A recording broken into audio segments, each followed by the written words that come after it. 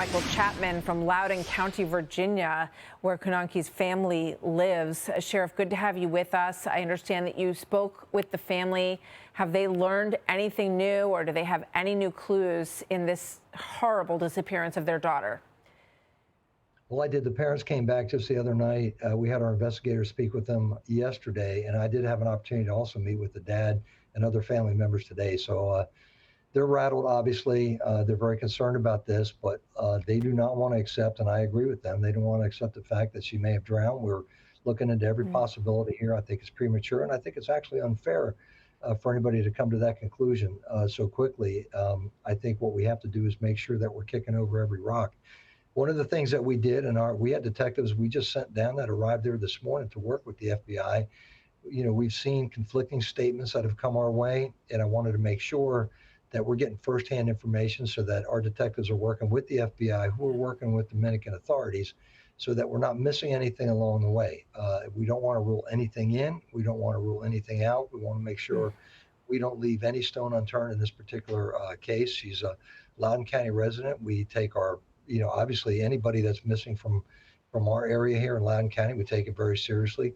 These circumstances are extraordinary, and we want to make sure that we're doing everything in our power to bring her back safely. You know, they said they expanded the search area. We just heard that from our reporter, Nate Foy. And you're suggesting that it's possible that she was abducted or that she is with someone, that they're holding out that possibility.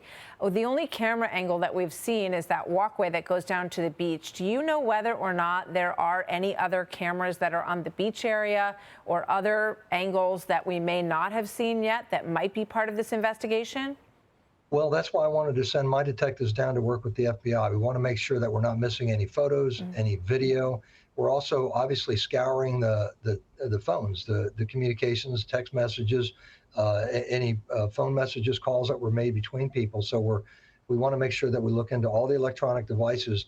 We just need to make sure we're not missing a single thing here. And so what about the young man that, I'm sorry, the young man that was in the video with her? What can you tell us about his status as a person of interest or not? Well, as far as we know, he was with her to the early morning hours. The individual that you saw in that video, he was the last that we know that's been questioned to see her. So obviously, it's concerning to us, and we want to make sure that we get. And I think he's made some statements that may be a little inconsistent. We want to make sure we lock those down.